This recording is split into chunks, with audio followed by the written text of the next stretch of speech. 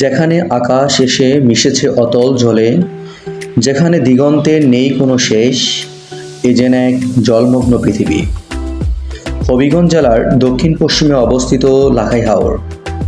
বর্ষা এলে এই হাওর তার শান্ত রূপ বদলে ধারণ করে এক বিশাল সাগরের রূপ। তারপর স্যার আজকে ঘুরে নিয়ে কিছু বলেন। কি বলবো আমি ভাই, বলার কোনো কিছু নাই। আমার কাছে অনেক ভালো লাগতেছে। ঘুরতে আমি পছন্দ করি না, কিন্তু আজকে ঘুরে অনেক মানে কি বলবো, আর বলার ভাষা নাই। শাহিন স্যার কিছু বলবো এখন। শাহিন স্যার, আমরা কোন জায়গায় আছি, এই জায়গা সম্পর্কে বলেন, আমরা কোথায় আছি? আসসালামু আলাইকুম। সহকর্মী নিয়ে প্রথম পথ চলার 1 বছর পূর্ণ হতে যাচ্ছে, এই উপলক্ষে আমাদের ঘোরা। আমরা এখন সিলেট বিভাগের হবিগঞ্জ জেলার লাখাই উপজেলার শেষ প্রান্তের গ্রামে অবস্থান করতেছি।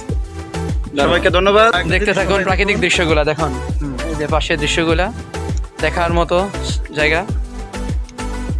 এখানে যে কেউ আসলে মন এমনি ভালো হয়ে যাবে। তবে এখানে দুপুরবেলা প্রচণ্ড রোদ। এই জায়গাটা ঘোরার জন্য পারফেক্ট সময় হচ্ছে বিকেলবেলা।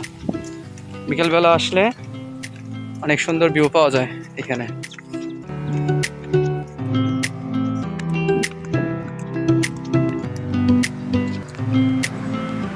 এখানে পানি শুধু কোনো প্রাকৃতিক কোনো উপাদান নয়, পানি এখানকার জীবন। কয়েক মাসের মধ্যে মাটি হারিয়ে যায় জলের নিচে, রাস্তাঘাট বন্ধ হয়ে নৌকায় হয়ে ওঠে যাতায়াতের একমাত্র মাধ্যম।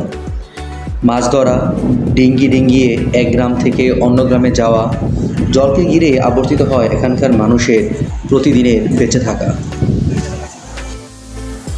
সূর্যাস্তের সময় লাখাই হাওর এক মায়াবী ক্যানভাসে পরিণত হয়। জলের বুকে লাল সোনালি আলোর খেলা দেখতে দূর দূরান্ত থেকে ছুটে আসেন ভ্রমণ পিপাসুরা।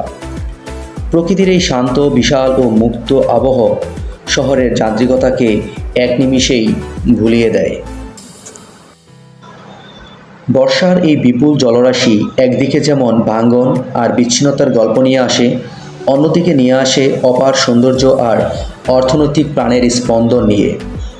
লাখাই হাওর জলে ভাসা এক অপরূপ বাংলাদেশ। ধন্যবাদ সবাইকে। আসসালামু আলাইকুম।